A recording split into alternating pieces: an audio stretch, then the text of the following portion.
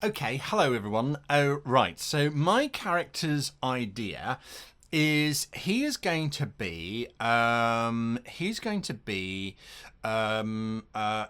entertainer, and he's going to tell stories. He's going to tell lots of stories. He's going to be known for telling stories, and he's going to be a bit of a teacher. He's going to be a bit of an educator. I think he's a storyteller and an educator. He's got a beard. He's got a big beard, and I don't think he's very dexterous. I think he's more of the scholarly type, but I think he's going to be quite. I think he's going to be a bit of a performer. Yeah. So class wise, he's probably a bard, I suppose, but he doesn't sing. He doesn't do that singing thing. No, he tells stories. He weaves stories. Not very dexterous, not very strong. Kind of healthy, I suppose. He's not going to fall over in the next few seconds. Smart. He probably thinks he's smart, but he actually isn't. Wise? No. He probably acts on impulse a lot. Yes, absolutely. Charisma? Well, he's a bard, but he's got the beard thing. He probably talks a lot. I think some people are going to like his voice and others are going to get irritated by his voice. I'm going to put his charisma kind of highish, mid-level kind of area. Character name? I think his character name is going to be... he represents the people. He represents the everyday bloke, the everyday man. I think are we going to call him Guy? We'll call him Guy, like the French Guy. I think Guy the Bard kind of makes sense.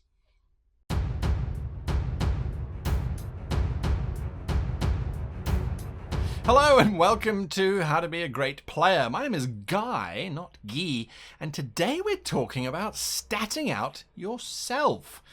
Now, where does this question come from? How does this question even get here? Well, one of the Discord goblins came rushing up to me the other day and said, ooh, master, we've got a new question on our Discord server. At least I think it was on the Discord server. It could have been one of the Twitter goblins, or one of the Facebook goblins, or one of the Instagram goblins. Anyway, whichever goblin it was, they came rushing up to me and they said, right, here is a question. How do you play yourself, and how do you avoid playing yourself?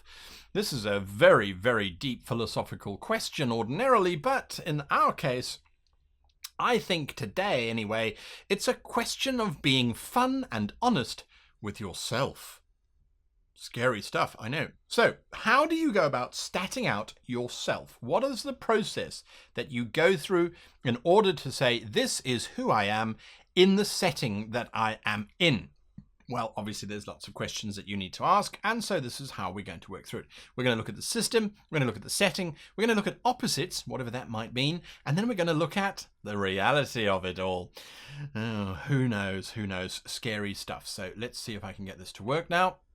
So when we look at the system, what is the system that you're playing in? If it's something like Dungeons and Dragons, it's a very straightforward system and it's fairly black and white in terms of where your points should fall and where the average of the Joe blogs is in the environment around you. What's an average peasant like?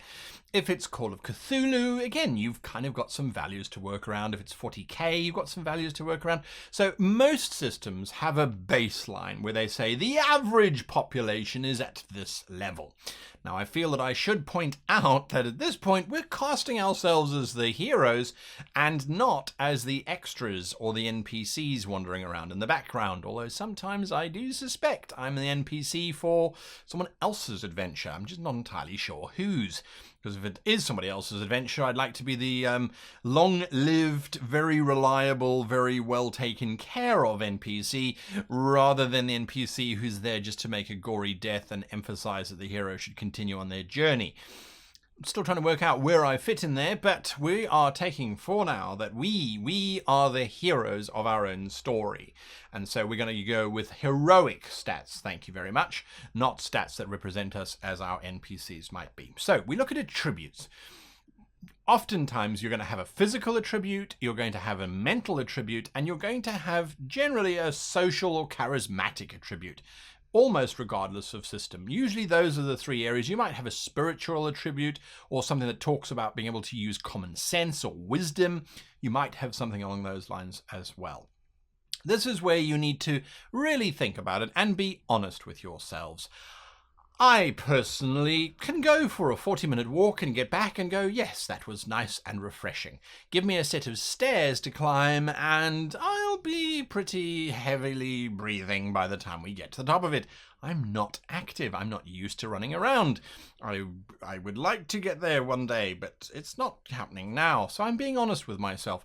If I have to look at my physical attribute, my strength, my dexterity, my constitution, or any of those sort of things along the line, I don't often get sick. Certainly not having since moved to Japan, I really don't get sick at all, thankfully, touch wood.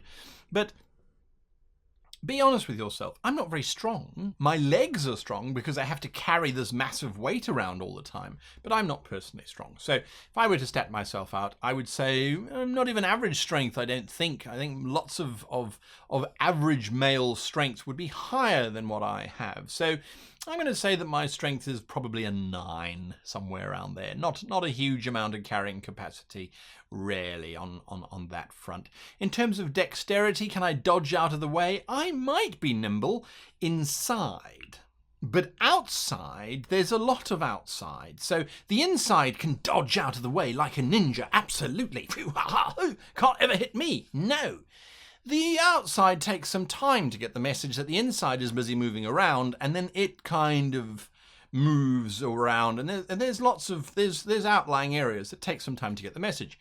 So I would say my dexterity is not very high at all. Can I jump very far? No, not really. I usually look for a bridge because that's safer, and I'm not very fond of jumping anyway. So I'm going to put it at 9 as well. I can balance all right. You know, the last time I was on a bicycle was in high school, which was now quite a long time ago. Yeah, 9. I think 9 is pretty good. Constitution-wise, I am as strong as an ox. Well, no, not really. I don't get sick very often. When I do get sick, I get debilitated, and man flu is the most deadliest virus on planet Earth, and I have survived it multiple times, making me the ultimate champion.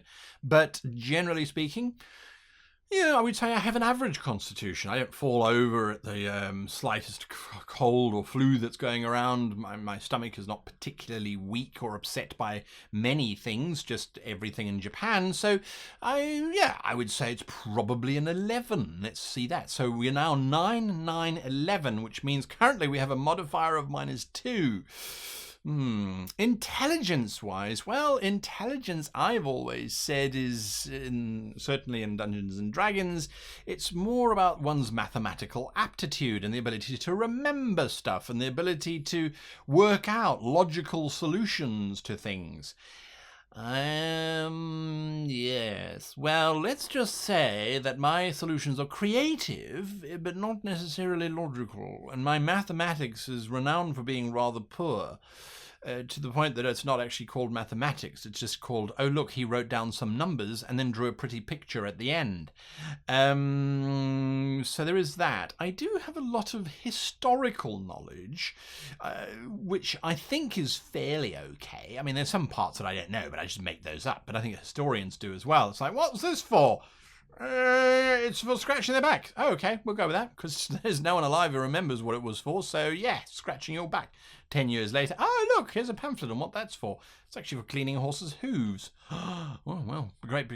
Anyway, I digress. So I'm going to say intelligence-wise, sometimes I'm quite witty and pithy, especially if I've had a glass of wine or 6. So I think intelligence is a variable value, but I'm going to err on the side of caution and say that my intelligence is probably around about 14. And that's more for glibness and slickness and mental agility rather than actual ability. So I'm going to go with a 14 there. So it gives me a +2. Yay. So we've got 0 modifier at the moment. Wisdom, have I experienced a lot of stuff in my life? I've been chased by rhinoceroses. I've hidden and nearly been eaten by lions. I've experienced democratic transition, the rise of the computer. Has that given me insight into how not to make the same mistakes again and again and again? Well, yes. All right. I'm going to say, in terms of wisdom and insight and empathy for others, well, empathy for others is where it falls down a lot. We're going to go with a 14. We're going to go with a solid 14. I think I've got lots of experience. When it's raining, I know to get out of the rain, to use the stock standard kind of thing. So we're going to go with that. That's fine. Absolutely great. Wonderful. Marvelous. We're going to sit with a 14. I'm going to knock it down to 13 because I think that's probably more accurate. So that gives us a +1 modifier. Yay. Charisma-wise, well, it really does depend on the person, I think. Charisma is a very, very misrepresented skill oftentimes. There was originally a 7th skill called comeliness, which referred to how physically attractive you were, versus charisma, which was how persuasive you were and how you could use your voice and your words to inspire and manipulate people. They dropped that out and just sort of balled it all in together. I would argue that that's possibly my strongest attribute. If I'm being honest now, if I'm being honest, I would say it's probably around a 14 or a 15. I would say that's my best attribute. Remember, we're trying to make heroes here. So I would perhaps say a 15 because I can keep a room of people entertained for at least half an hour. So I'm going to go with a 15 on that one, which is also a +2 using Dungeons & Dragons as our standard. So we sit on firmly a +3. That's not very heroic, but it's something that I'm not totally unhappy with. I can live with that. So you work through your attributes being honest about yourself. Now, the important thing to bear in mind here, and this is something that does come up, so on a more serious note, when you look at these attributes, Dex, Strength, Constitution, you don't physically have to manifest those at the role-playing table. So you could quite easily pretend that you have an 18 Constitution or that you have an 18 Strength, because the GM is not likely to say to you, okay, over there is 200 kilograms of sand, just move it from that side of the room to that side of the room to show me how your barbarian is carrying the sacks of sand. Whereas intelligence, wisdom, and charisma oftentimes are actually used at the table rather than the actual result. The GM hands over a puzzle. You have to use your own personal intelligence to try and solve that damn thing, rather than just using the dice roll. So there is obviously a disconnect, certainly in a lot of games, where it's our intellect that is actually used rather than our character's intellect. And you get questions like, well, how do you play a character that's smarter than yourself? How do you play a character that's dumber than yourself? Those are kinds of questions that come up. And so doing this exercise is actually not necessarily a bad thing. Something that's also quite fun to do, and a great way to end relationships and friendships, is to get your friends to stat you out as well. That way, when they hand you over your character sheet and everything is sort of a 6 or a 5, you know just how much they love you. In all seriousness, if they do actually stat you out, and they stat you out in certain ways, it's sometimes fun to ask them, oh, why did you give me a dex of that? Oh, you've seen me catch the glass of wine as it tumbles off the table multiple times and would rather sacrifice my personal being than spill a drop. Yes! Okay, so that's why my dexterity is so high. All right, skills is the next thing. Now, skills is a very difficult area oftentimes to stat out, especially if you're playing in a fantasy setting. A lot of people live in a first world environment and don't get exposed to things that a peasant in the medieval period or in a fantasy setting might regularly get exposed to. If you dropped me in the middle of the savannah and said, survive, I could possibly do it. I had the advantage of spending almost, a year out in the wild doing wildlife documentaries, living out on the land with an experienced practical survivalist who showed me how to do things. But I think I'd be hard-pressed. Take somebody who's never had to survive out in the wild, and they're going to struggle with that. So the survival skill might not be very high on many people's lists. Similarly, animal handling. I grew up on a farm, so I have a vague memory of how to handle cows and horses and things. You know, you don't sort of punch them or slap them around, and you don't stand behind them because their hooves kick out quite badly. But not a huge amount of knowledge there. So you work through the skills for the particular system that you're in, and you apply it. Capability is the last thing, and I think this is a very personal answer. How capable do you think you are in terms of adapting to an environment? Take you out of your environment now and drop you somewhere else. Are you capable of adapting, learning new skills when you're exposed to kayaking? Do you pick it up quite easily or not? For me, driving was something that, driving a manual vehicle as well, was a very big challenge. I did not adapt to it very well at all. That, of course, is something that's far more complicated than a peasant might need to do, except that I have been exposed to it my entire life, so it's not that different. So what's your personal capability like at adapting and at adjusting? That's something that I think is a very interesting answer for yourself and question to ask. So when we look at setting, we look at, is it magic or is it science fiction? Is it modern day? Is it 1920s? Is it Victoriana? And then we need to try and look at what an equivalent of what we might be doing is. So if you're currently working, say, as an accountant, in Victorian time period, there were accountants. In the Egyptian time period, in fantasy, there were tax collectors. There were scribes who would have a similar kind of job. Bailiffs of castles, for example, would also look after the accounts of the castle. So it's an easily portable skill that one might have had and might have grown up with. That indicates that there was a certain amount of literacy that your character would have. They're familiar with numbers, so they probably have a scholarly background. So it allows you to do that translation fairly easily. Projecting into the future, you don't necessarily have coinage or currency anymore. Star Trek, to a degree, doesn't have a financial system, but there is still a numbering system in terms of you get replicator credits, or you get this or you get that. So moving forward, it's absolutely translatable. If you are perhaps someone like myself who is really just at the moment a YouTuber, and officially a YouTuber, that's my job description at the moment, is there something in magic setting that's like that? Well, I suppose a bard, as I indicated at the beginning of the video, would be the closest, where one is telling stories and sharing stories with others. I have been an educator, and we've had educators in the past. Of course, moving into the future, well, absolutely, I'd probably just be a hologram that people can interact with and mute on a regular basis. So you've got to try and look for an equivalent of where your current skill sets happen to be at the moment, and then look and try and find a class that fits that. Family support is another important one. If you grew up with a very supportive family, a loving household and the like, assume that you're going to have the same in whatever setting that you're going into, and look at that and see how that would affect things. Oftentimes, especially if you're going into the fantasy kind of setting and you had a very loving and supportive family, you'd be able to advance quite far because they'd help pay for your education or for you to be squired off to a knight and the like. If you had a fairly disjointed family, or like me, come from a broken family, as they used to call them in the old days, now they're just called family. If you're from one of those kinds of families, life would have been a little bit tougher, and perhaps one wouldn't have got the education that one had because you'd have to start working earlier. In a science fiction environment, of course, if you have a very supportive family, maybe you're all on the same colony, on the same spaceship. If you have not got maybe a family, maybe you were born in a pod or a tube. So those are sort of interesting things. Your education level, if you have doctorates and bachelor's degrees and honours and all kinds of wonderful things, well, would you have the equivalent? And if so, what class would best fit you? Maybe you're more like a wizard with all that scholastic knowledge buried away into your brain.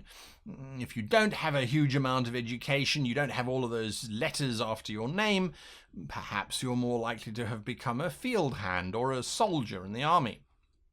Again, interesting kinds of questions. And in the modern day context, you are not necessarily as bound by your qualifications as you were 10 to 15 years ago for a lot of careers. I do still hope that the doctors and airline pilots are bound by their degrees, because if they're not, we're in trouble.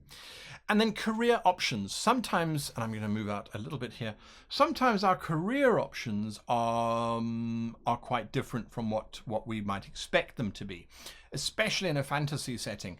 What would be the equivalent of a blacksmith? Well, there are a lot of people today who have the hobby of blacksmithing or of microbrewing. So there are a lot of equivalents. If your hobby is that you like to sew things together, make robes and cosplay costumes and things, perhaps you're a cobbler or a seamstress in the magic setting.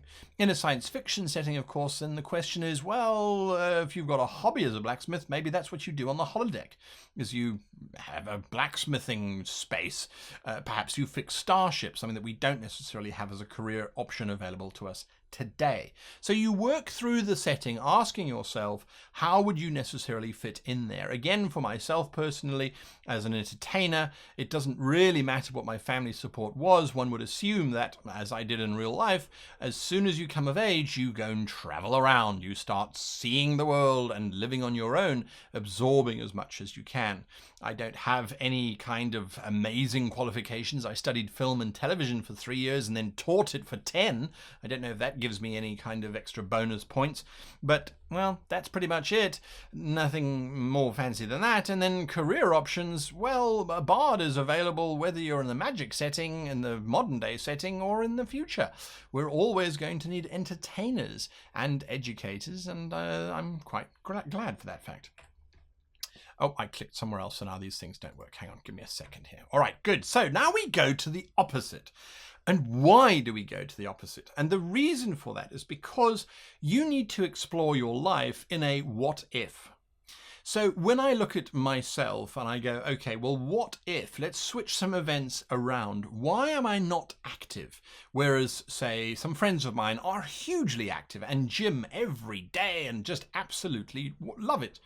I had events growing up that caused me to very much not want to be active. And yes, it's daddy issues, which thankfully I have worked through with a very good therapist and lots of wine and with my father, as a matter of fact.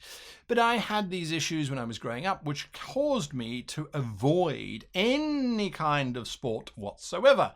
And as a matter of fact, I actively tried to put on weight. How crazy is that? If only I had known myself 25 years ago, I would be a different person today. And I'm glad that I didn't know myself 25 years ago today, because I happen to like what I've become today. Oh, sure, I would like it if I was half the person that I am, but, well, that came with the territory. But by turning it around, by creating opposites, you then go, okay, so if I had been a sportsman rather than someone who retreated to playing Dungeons and Dragons in the afternoons, how different would I be? Would I have followed the same career path that I did? Well, intrinsically, I believe that my drive to tell stories and to be creative stems from my upbringing, from my family and the previous slide. They are all creative, except for my father, who's a sports fanatic. So I feel that I would have still had that as a core of myself, but I would have expressed it in more creative ways. Does that mean that I would have gone into sports itself and become more of a coach? Maybe that's an expression of being able to teach people and develop people. That's entirely possible. So if I was a coach, then perhaps the world experience would have been less. I wouldn't have been exposed to going overseas and encountering wildlife. I would have been focused more on getting my degrees to be able to actually coach people and know about the body and be able to sort of make sure that I don't overwork people that I'm working with and those kinds of things. Assuming these are just all exercises of the mind. That's an interesting space to be in. So then my physical stats would go up and my wisdom would possibly go down.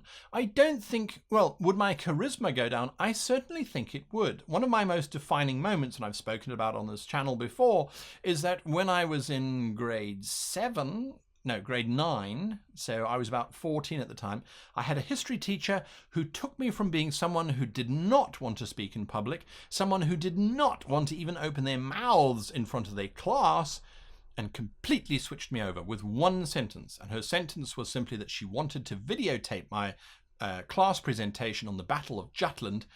It's a famous naval battle in World War I, actually the only naval battle in World War I, and ironically, both sides claimed victory. But nonetheless, she wanted to film my presentation because she thought it was the best that she had ever seen in all her years of teaching.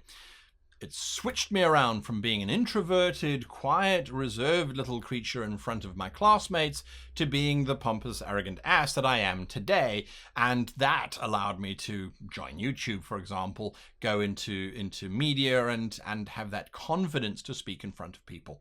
If that hadn't happened, I would be a fairly quiet, reserved coach who runs around helping people become better sports people. Perhaps.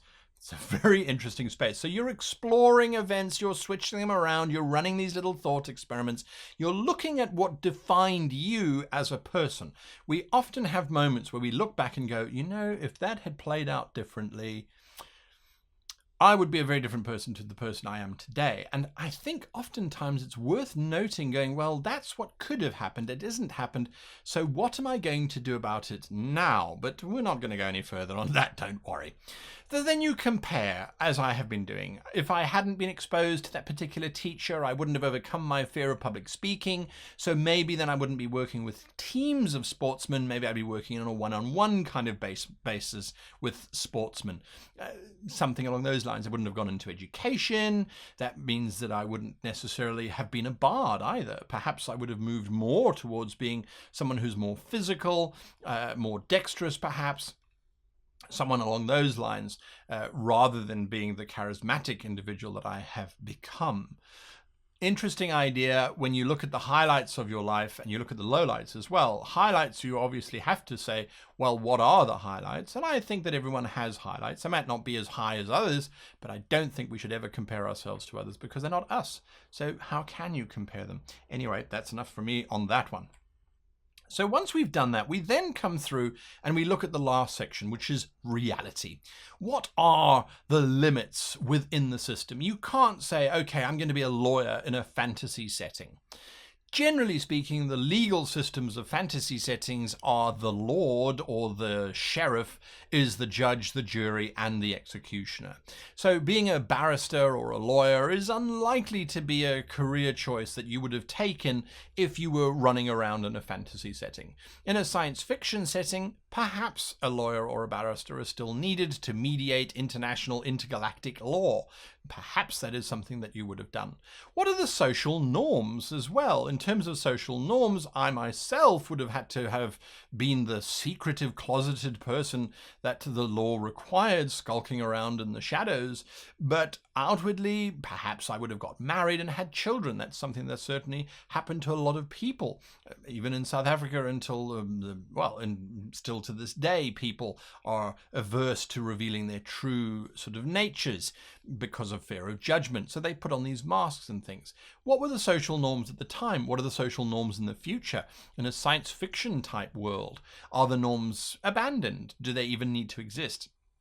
What freedom of choice do you have? If you look traditionally in fantasy settings, the female roles were still limited by a fairly archaic thought process of saying, well, women are there to have children, look after the homestead, and yes, that's pretty much it. That's pretty much all they can do. So what freedom would your character have had in that time period? A lot of these questions will come from answers will come from your GM, where you quite literally turn to the GM and say, okay, talk to me. What is the story? What is the outcome? What's the situation? I need to know.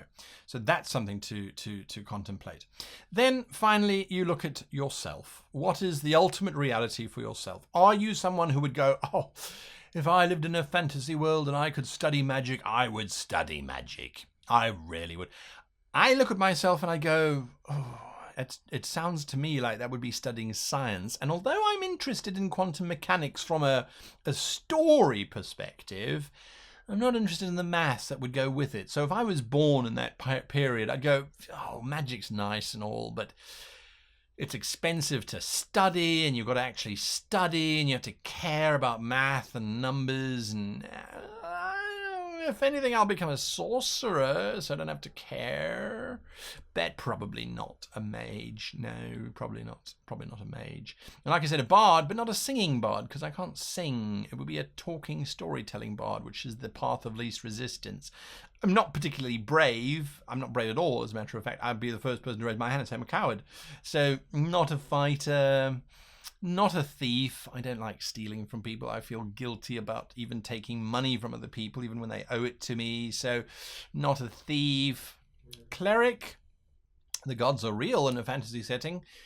Maybe a cleric, but again, there's all that studying and remembering the names of who begat whom and with whom and how and all those kinds of things. No, bard is for me. Really, the life of a bard, a lawful neutral, possibly lawful evil bard is where I would be, making my way around the world, trying to see what I can see. And in science fiction, of course, unless you have brain implants, pretty much the same thing applies. Flying a starship, yeah, that's cool, but you've got to learn all that stuff. Science? Oh, yes, science. Oh, God, no. No, I'll be the morale officer on board the ship, or preferably the propaganda minister on a safe planet not likely to be attacked ever by the enemy, making videos and holograms and interactive sort of virtual reality or augmented virtual reality or whatever, mixed reality, whatever you want to call it. That's probably what I would be doing. So that's the sum total of it. I think I'd be quite a nice villain. I mean, PC, probably. I'm probably an NPC. Yeah, probably. Anyway, so those are my thoughts on how to create yourself as a character and how to do it with more in-depth perspective perhaps than one might have normally done. It does give you the perspective of being able to say, okay, so this is what I am, or this is what I think I am. This is the character I'm trying to create. So how do I step away from what I am to what's the character that I have created? Only once you know what you are can you work out how to get away from what you are and be something that you aren't. Yes, exactly right. Exactly that. Time for the video to end. So I wish you and yours the happiest of playing.